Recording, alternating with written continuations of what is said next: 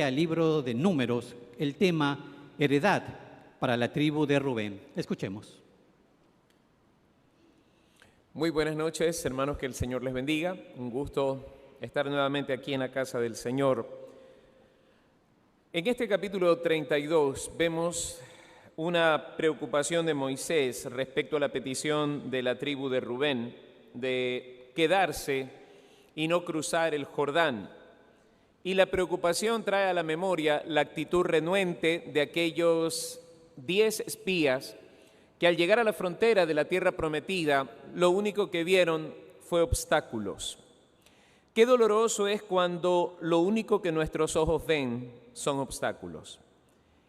Es complicado porque por muy a nuestro alcance que esté la meta, si los obstáculos se yerguen en nuestra mente, créanme que por sencillas que las cosas sean, no las vamos a lograr conquistar.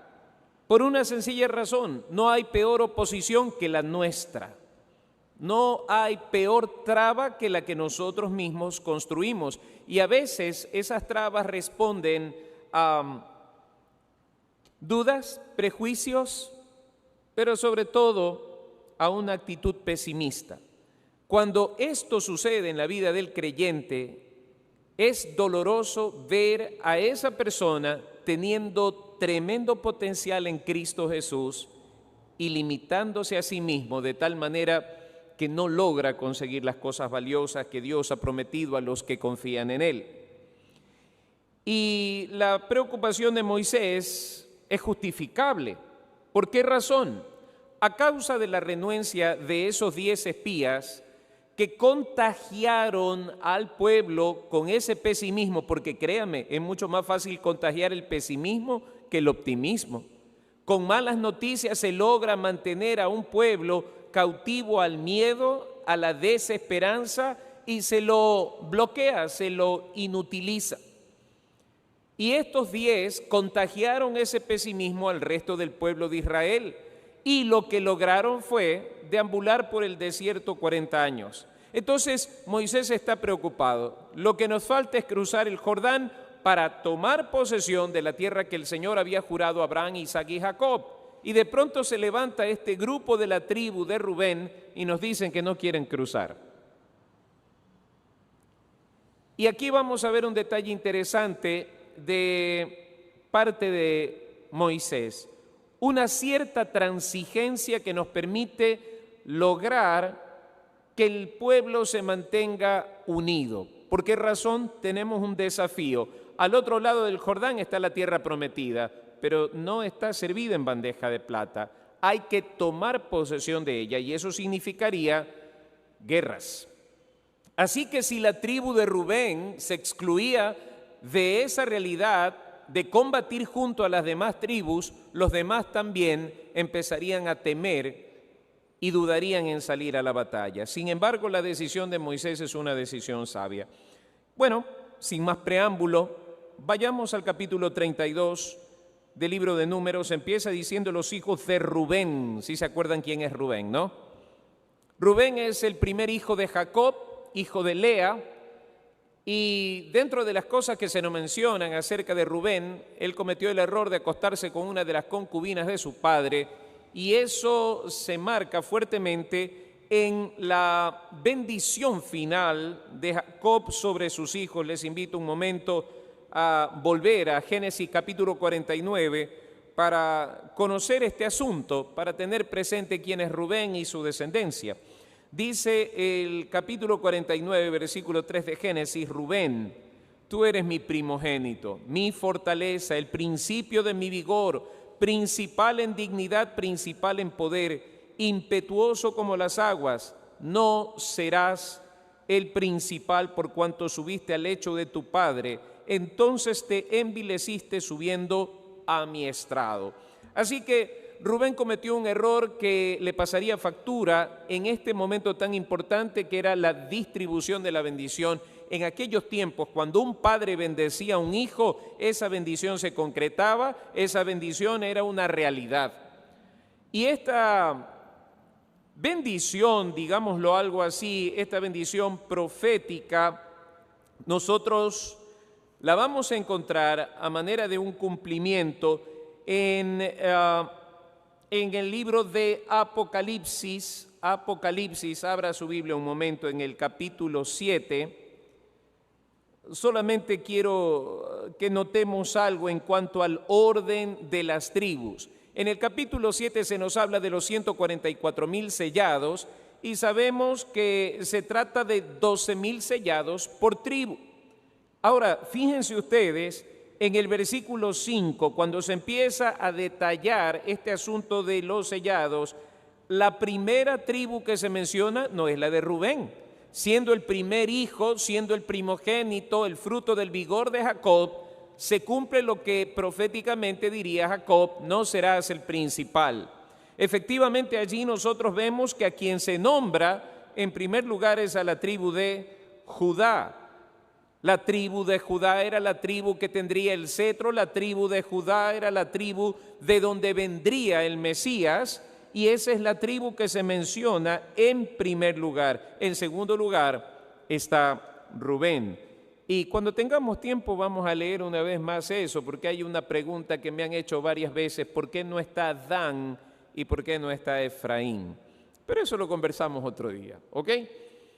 Lo que me llama la atención es que efectivamente no está Rubén como principal, está Judá. Y esa es la tribu de Rubén, una tribu guerrera, una tribu que ha heredado de su padre en sus genes esa disposición para la batalla, pero también es una tribu de ganaderos. Ellos se han hecho diestros en esta tarea de la ganadería y ellos están viendo por el bienestar de sus ganados. Y dice aquí: los hijos de Rubén y los hijos de Gad tenían una muy inmensa muchedumbre de ganado y vieron la tierra de Jazer y de Galad y les pareció el país lugar de ganado. Vinieron pues los hijos de Gad y los hijos de Rubén y hablaron a Moisés y al sacerdote Eleazar y a los príncipes de la congregación, diciendo: Atarot, Dibón, Jazer, Nimra, Hesbón, Eleale, Sebam, Nebo y Beón, la tierra que Jehová hirió delante de la congregación de Israel, es tierra de ganado y tus siervos tienen ganado. Por tanto dijeron: si hallamos gracia en tus ojos, dese esta tierra a tus siervos en heredad y no nos hagas pasar el Jordán. Bueno, detalles interesantes. Estas dos tribus se han juntado, se han unido con un propósito. Tienen muchedumbre de ganado, significa que Dios los había enriquecido en esta la tarea en la que ellos habían ocupado. Y al parecer, y aún arqueológicamente, a mediados del siglo pasado, se descubrió que toda esa era una zona donde no se habían edificado ciudades. Así que habían pastizales, era una tierra apta para la crianza del ganado. Así que ellos han visto eso y están pensando: bueno, esto es lo mejor para nosotros.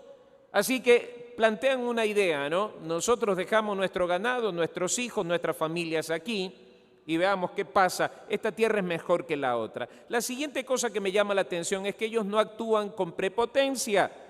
Van de una manera reverente ante Moisés y esta frase lo dice todo: si hemos alcanzado gracia delante de ti, si hallamos gracia en tus ojos, dese esta tierra a tus siervos en heredad y no nos hagas pasar el Jordán. La pretensión no es fraccionar este cuerpo de clanes, de tribus que es conocido como Israel. La idea no es fraccionarlo, la idea no es mermar la fortaleza en cuanto a su poderío físico, militar. La idea es: miren, esta tierra es mejor para nosotros, concédenos. Eso significa la alta estima que ellos tenían para con Moisés y que no estaban tomando una decisión sencillamente por rebeldía. Sin embargo, aquí vemos nosotros la preocupación de Moisés. Versículo 6, respondió Moisés a los hijos de Gad y a los hijos de Rubén: ¿irán vuestros hermanos a la guerra y vosotros os quedaréis aquí? ¿Qué significaba esto? Mientras el resto de las tribus estaban en encarnizadas luchas para tomar posesión de la tierra que Dios les había entregado, ellos ya estaban en ese descanso que significaba tener sus tierras, sus casas, su ganado en total calma. Al ver esto, ¿acaso las otras tribus no se sentirían menospreciadas, se sentirían abandonadas por sus propios hermanos? La preocupación de él es justificable. ¿Y por qué desanimáis a los hijos de Israel para que no pasen a la tierra que les ha dado Jehová? Así hicieron vuestros padres cuando los envié desde Cades Barnea para que viesen la tierra. Subieron hasta el torrente de Escol y después que vieron la tierra desalentaron a los hijos de Israel para que no viniesen a la tierra que Jehová les había dado. Y la ira de Jehová se encendió entonces y juró diciendo: no verán los varones que subieron de Egipto de 20 años arriba la tierra que prometí con juramento a Abraham, Isaac y Jacob, por cuanto no fueron perfectos en pos de mí. En ese sentido, lo que él está tratando de prevenir, porque es lo primero que viene a su mente, que se repita la historia. Ahora, ¿por qué él habla de desanimar? En el momento que Rubén y Gad se retiraban del cuerpo de los 12, entonces los demás se sentirían abandonados. ¿Cómo es que para ellos sí y para nosotros no? Entonces Moisés se sienta en este trono de juzgar la situación para poder hacerlo de manera ecuánime, dando lo que ellos deseaban, sin que esto significara lastimar la fortaleza del pueblo de Israel. Y es importante que nosotros entendamos esto. La preocupación es que fuesen desanimados por esta decisión el resto de las 12 tribus. Ahora, pensemos en esto. El Señor Jesucristo es muy claro con respecto al peligro del desánimo. Si alguien hiciere tropezar a uno de estos pequeños, dice el Evangelio de Mateo, mejor le fuera que se atase una piedra de molino al cuello y que se le arrojase al mar. No hay peor cosa que ser de tropiezo. Esa es la preocupación de Moisés, y si nosotros consideramos el efecto de una persona que es de tropiezo, créanme que uno es suficiente para atemorizar a los demás. Cuando empezamos a decir, no, de gana vamos a ir, ese lugar es peligroso, no vayamos porque no nos van a recibir, no, es que la otra vez yo estuve allí, créanme que fue mal. Créanme que ese tipo de palabras tienen más fortaleza que aquel que dice, vamos, el Señor está con nosotros. Sí, pero hay que ser realistas. Oiga, yo he escuchado esa frase muchísimas veces de boca de muchos creyentes. Sí, yo le creo a Dios, pero hay que ser realistas. ¿A qué te refieres con ser realistas? ¿A que las circunstancias son más fuertes que Dios? ¿A que las circunstancias son vencedoras sobre Dios y sus designios para con sus hijos? Hay que tener cuidado cuando nosotros nos entregamos a un idealismo, un falso positivismo que no considera nada, ni siquiera el hecho de saber si está en los propósitos de Dios lo que va a hacer. Esa es una cosa, pero otra cosa es usar esa frase, hay que ser realistas, para paralizarnos por completo en nuestra vida. Yo no creo que ese tipo de expresiones en ese sentido vengan de parte del Señor. No viajes, no lo hagas, no prediques, no, ¿sabes qué? No te van a escuchar, no te van a ayudar. Por eso decía al principio, no hay peor obstáculo que el que nosotros mismos creamos. Porque el único que puede derribarlo somos nosotros mismos. El momento que dejes de pensar pesimistamente, en ese momento empezarás a avanzar. Así que tengamos cuidado jamás de ser tropiezo, ni para nosotros mismos, ni para nadie más. No, si alguien se siente animado, adelante. Yo recuerdo años atrás, un querido hermano me decía que se iba a Estados Unidos y yo decía, a ver, no tienes trabajo, no tienes casa, no tienes carro, no tienes nada, tienes una esposa, tienes tus hijos. Y yo decía en mi corazón, dudo mucho que le den la visa. He visto personas con negocios y todo ese tipo de cosas, con toda su carpeta, le dicen, no, no te vas. Pero en ese momento le dije, bueno hermano, yo espero que Dios lo guíe en lo que usted está haciendo. Si usted busca del Señor, Dios lo va a bendecir. Nada más. Pasaron un par de semanas y me escribe y me dice, pastor, ya estoy acá en Estados Unidos. Creo que cuando Dios toma el control de una vida, no hay obstáculos para Él. Pero siempre debemos tener cuidado de no infundir temor a quien no debemos infundirle temor. Debemos de tener cuidado con las palabras que nosotros soltamos porque pueden aprisionar el corazón de otra persona. Yo celebro las personas que siempre empujan. a seguir adelante, a lograr las metas, porque esas personas son muy especiales. Esas personas son como Josué y como Caleb, no se detienen, avanzan, y eso es lo que el Señor desea de nuestras vidas. Entonces, bajo esta advertencia, que es un poco extensa, nosotros ya sabemos qué fue lo que pasó, dice el versículo 16, la respuesta de los rubenitas fue esta: entonces ellos vinieron a Moisés y dijeron, edificaremos aquí majadas para nuestro ganado y ciudades para nuestros niños. Este es el plan que tenemos. ¿Sí? Y lo siguiente dice, y nosotros nos armaremos e iremos con diligencia delante de los hijos de Israel hasta que los metamos en su lugar, y nuestros niños quedarán en ciudades fortificadas a causa de los moradores del país.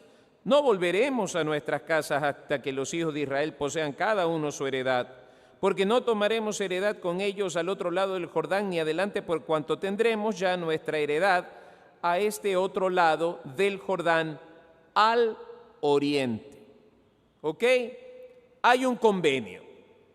Tú nos das esta tierra, dejamos hechos potreros, como tú quieras llamarlo, corrales para guardar el ganado, edificaremos lugares para nuestros hijos, para nuestra familia, nosotros nos armaremos y vamos con ustedes.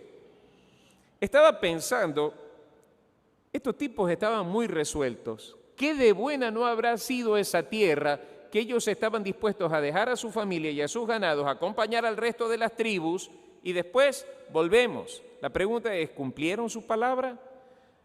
Josué capítulo 22, Josué, libro de Josué capítulo 22. Ya ha pasado algún tiempo. Entonces dice, ya Josué llamó a los rubenitas, a los gaditas y a la media tribu de Manasés y les dijo, vosotros habéis guardado todo lo que Moisés, siervo de Jehová, os mandó y habéis obedecido a mi voz en todo lo que os he mandado. No habéis dejado a vuestros hermanos en este largo tiempo hasta el día de hoy, sino que os habéis cuidado de guardar los mandamientos de Jehová vuestro Dios. Ahora pues, que Jehová vuestro Dios os ha dado reposo a vuestros hermanos como lo había prometido, volved, regresad a vuestras tiendas, a la tierra de vuestras posesiones que Moisés, siervo de Jehová, os dio al otro lado del Jordán.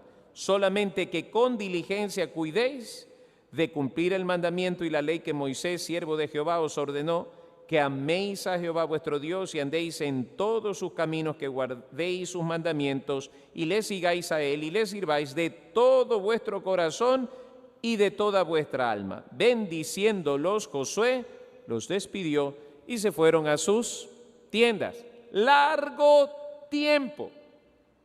¿Cómo lo hicieron? No dice la palabra de Dios.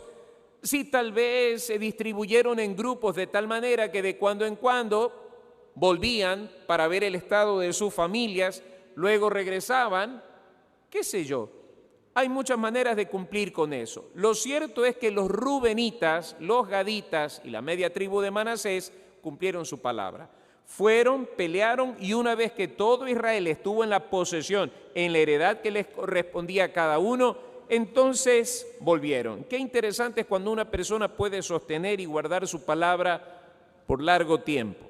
Qué interesante es cuando una persona cumple con sus compromisos más allá de las eventualidades que surgen en el camino. Cuando una persona tiene temor reverente a Dios, siempre va a cumplir su palabra y va a ser fiel. Una de las cosas que nos hace mucha falta en nuestro tiempo es la fidelidad. Y no una fidelidad de 2 o 3 días. Hace muchos años atrás, cuando recién nacía la confraternidad latinoamericana de la Alianza, recuerdo haber escuchado a su fundador, el pastor Eladio Medina, y él decía que la primera vez que habían enviado un misionero, mucha gente se había comprometido a ofrendar para el sustento de ese misionero, y él había estado cerca a la región de Atacama, en Chile. Es una región inhóspita, muy difícil Y durante el primer año, la mayoría de los que se habían comprometido a aportar para ese esfuerzo misionero cumplieron su palabra. Luego de un tiempo, poco a poco empezaron a desistir. Hasta que llegó un momento en que el misionero que estaba en esa región volvió a Santiago. Su hijito había muerto. No tuvieron dinero para comprar un ataúd, así que él mismo tuvo que hacer un ataúd para su hijo. Y sencillamente no se pudo más. ¿Por qué razón? Porque quienes se habían comprometido con su palabra a ser parte de ese sostén no cumplieron. Y a mí me llama mucho la atención de este episodio de los rubenitas, de los gaditas, de los media tribu de Manasés, que dieron su palabra y durante largo tiempo estuvieron junto a sus hermanos peleando, tomando posesión de las ciudades, viendo la repartición a cada una de las tribus, y una vez que todo estuvo cumplido, entonces volvieron a casa. Que Dios nos ayude a tener ese tipo de fidelidad en cuanto a nuestros compromisos, en cuanto a nuestra palabra, que las personas que nos conozcan y con quien nosotros hagamos compromisos de palabra, sepan que nosotros somos fieles a esos compromisos, que no buscamos excusas para eludir nuestras responsabilidades, sino que cumplimos fielmente con lo que prometemos. Entonces Moisés, entramos a la parte de la transigencia de él. ¿Qué fue lo que hizo Moisés? Versículo 19, el versículo 20 dice: entonces les respondió Moisés: si lo hacéis así, y si os disponéis para ir delante de Jehová a la guerra, y todos vosotros pasáis armados el Jordán delante de Jehová hasta que haya echado a sus enemigos de delante de sí, y sea el país sojuzgado delante de Jehová, luego volveréis y seréis libres de culpa para con Jehová y para con Israel, y esta tierra será vuestra en heredad delante de Jehová. Mas si así no lo hacéis, he aquí habréis pecado ante Jehová, y sabed que vuestro pecado os alcanzará. Edificaos ciudades para vuestros niños y majadas para vuestras ovejas, y haced lo que ha declarado vuestra boca. Y hablaron los hijos de Gad y los hijos de Rubén a Moisés, diciendo: tus siervos harán como mi señor ha mandado. Nuestros niños, nuestras mujeres, nuestros ganados y todas nuestras bestias estarán ahí en las ciudades de Galaad, y tus siervos, armados todos para la guerra, pasarán delante de Jehová a la guerra de la manera que mi señor dice. Entonces les encomendó Moisés al sacerdote Eleazar y a Josué hijo de Nun y a los príncipes de los padres de las tribus de los hijos de Israel, y les dijo Moisés: si los de Gad y los hijos de Rubén pasan con vosotros el Jordán armados todos para la guerra delante de Jehová, luego que el país sea sojuzgado delante de vosotros, les daréis la tierra de Galaad en posesión.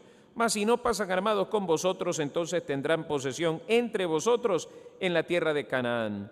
Y los hijos de Gad y los hijos de Rubén respondieron diciendo: haremos lo que Jehová ha dicho a tus siervos. Nosotros pasaremos armados delante de Jehová a la tierra de Canaán, y la posesión de nuestra heredad será a este lado del Jordán.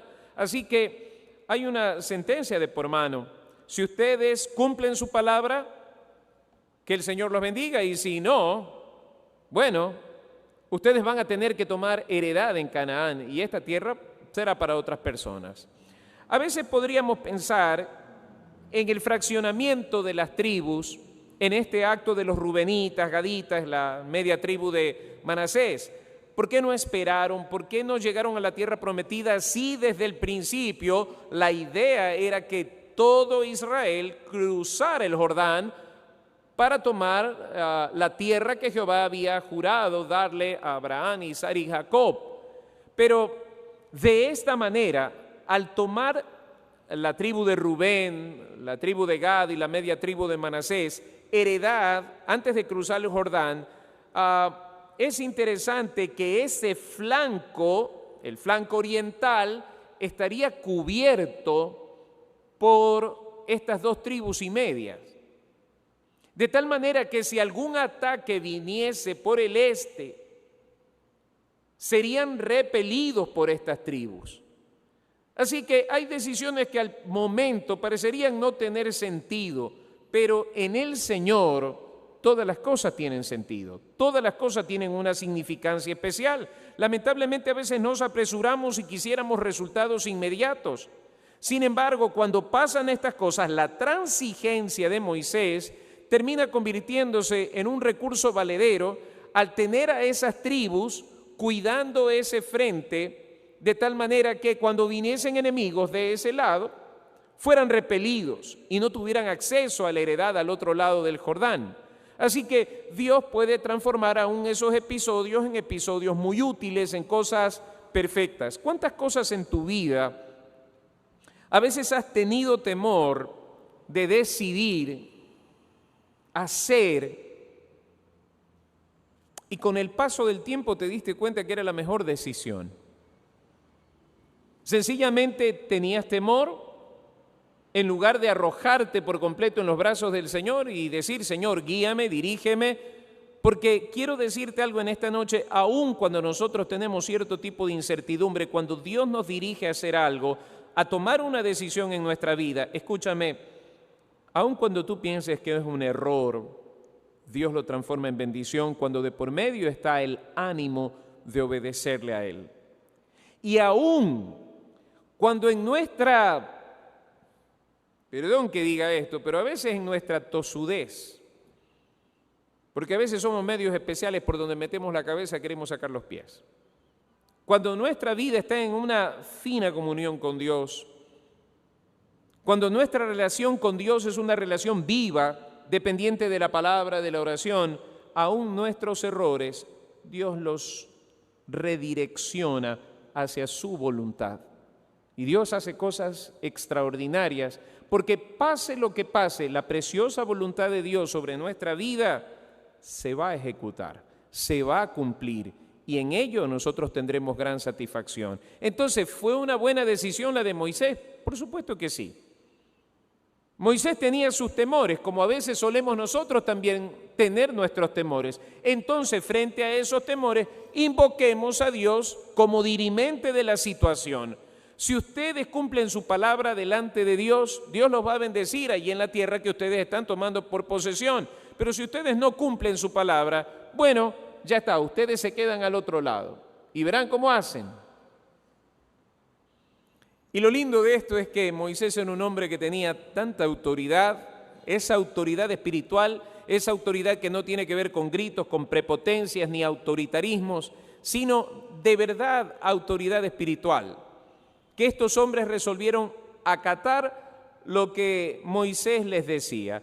Y terminan diciendo: nosotros pasaremos armados delante de Jehová a la tierra de Canaán, y la posesión de nuestra heredad será a este lado del Jordán. Así Moisés, versículo 33, dio a los hijos de Gad, a los hijos de Rubén y a la media tribu de Manasés, hijo de José, el reino de Sehón, rey amorreo, y el reino de Og, rey de Basán, la tierra con sus ciudades y sus territorios, las ciudades del país alrededor. Y los hijos de Gad edificaron Dibón, Atarot, Aroer, Atarot, Sofán, Jazer, Jocbeja, Bet Nimra y Bet Arán. Ciudades fortificadas hicieron también majadas para ovejas. Y los hijos de Rubén edificaron Esbón, Eleale, Kiriataim, Nebo, Baalmeón, mudados los nombres, y Sibma, y pusieron nombres a las ciudades que edificaron. Y los hijos de Maquir, hijo de Manasés, fueron a Galad y la tomaron y echaron al amorreo que estaba en ella. Y Moisés dio Galad a Maquir, hijo de Manasés, el cual habitó en ella. También Jair, hijo de Manasés, fue y tomó sus aldeas y les puso por nombre Avot Jair.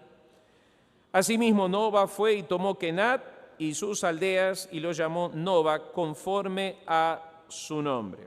Entonces, vemos nosotros que se cumple el deseo de los rubenitas, edificaron sus ciudades, sus majadas, y me llama la atención de todo esto, que en el versículo 38 encontramos esto: Nebo, Baal Meón, mudados los nombres. ¿Qué tiene esto que ver? Bueno, estas ciudades tenían nombres que honraban a sus dioses. Baal era un dios de ellos, Meón era el lugar donde se erigía el templo o la ciudad, ¿no? pero estaban consagrados a Baal. Por esa razón, los nombres se cambiaban. Y es importante porque allí empezaba el cambio de identidad de ese lugar, allí empezaba el cambio de propósito de ese lugar. Y es importante que nosotros tengamos presente esto, porque después, ya leyendo el libro de Josué, capítulo 22, vemos nosotros que ellos edificaron un altar al otro lado del Jordán, como un memorial de su relación con Dios, de su dependencia de Dios, el reconocimiento a que Jehová era el Dios de Israel y no dejaba de ser el Dios de Rubén, de Gad y de la media tribu de Manasés. Esto generó un conflicto que casi se va más allá de los límites hasta que ellos tuvieron que dar una explicación. En vista que el tabernáculo iba a estar al otro lado del Jordán, ellos se iban a sentir excluidos de esa comunión con Dios. Por esa razón, ellos erigen allí un altar al Señor, no para generar una nueva adoración, sino como un memorial. ¿Qué significaba? Igual iban a tener que cruzar el Jordán para llegar al tabernáculo y cumplir con todas las festividades y cumplir con todas las cosas que habían sido indicadas por Dios a través de Moisés. Pero es importante que no se pierda la identidad espiritual de estas tribus. Y lo que ellos hicieron fue levantar ese altar para mantener la memoria viva de Jehová, Dios de los ejércitos, en el corazón de ellos. ¿Cuántas cosas nosotros hacemos para mantener esa memoria viva en nuestra vida? Es interesante que nosotros recordemos día a día que Él también es nuestro Dios. Cada día que nosotros nos levantamos y tomamos la palabra en nuestras manos, estamos haciendo esa memoria de quiénes somos, a quién le pertenecemos y a quién nos debemos nosotros. De allí la importancia de, al abrir nuestros ojos, en lugar de entregarnos a las actividades frenéticas del día a día, tengamos un momento de sosiego, meditemos un momento, tomemos la palabra, reflexionemos sobre la bondad de Dios, la grandeza de Dios, la presencia de Dios en nuestra vida antes de empezar nuestro accionar, porque en caso contrario, haremos lo mismo que las viejas naciones, encomendarse a sí mismos. Vamos a hacer esto, vamos a hacerlo de acá, en lugar de, pongamos las cosas en manos de Dios. Vamos a empezar el día a día de la mano del Señor. Y una de las cosas que yo celebro es cuando veo que el corazón del creyente se inclina a ese momento que es especial, ese momento que es de adoración, de pertenencia, de relación con Dios, para arrancar el día a día. No se trata de una tradición religiosa, no se trata de una experiencia monótona que se volvió sin especialidad, sin sentido. Al contrario, arrancar el día con el Señor es la mejor decisión que nosotros podamos tener. Y es importante que nosotros tomemos ese memorial, que es la bendita palabra del Señor en nuestro día a día, para recordarnos que con Él salimos de ese Egipto que es el mundo y fuimos llevados a la experiencia de vivir con esa esperanza gloriosa de la eternidad, de saber que un día estaremos con el Señor para siempre, de saber que un día compartiremos con Él algo que es mucho mejor que la tierra prometida. En esta tierra, nuestra patria celestial siempre será muy superior a lo que nosotros podamos imaginar en esta tierra. Anhelo con todo mi corazón que, al igual que estos rubenitas, cumplamos nuestra palabra. Seamos fieles al Señor, como dice Apocalipsis, capítulo 2, versículo 10. Sé fiel hasta la muerte y yo te daré la corona de la vida. Dios nos ayude a ser fieles a Él por sobre todas las cosas, a nuestra familia, a nuestra iglesia, de tal manera que nosotros vivamos la experiencia de la victoria en cada paso que nosotros demos con el Señor. Que Dios los bendiga.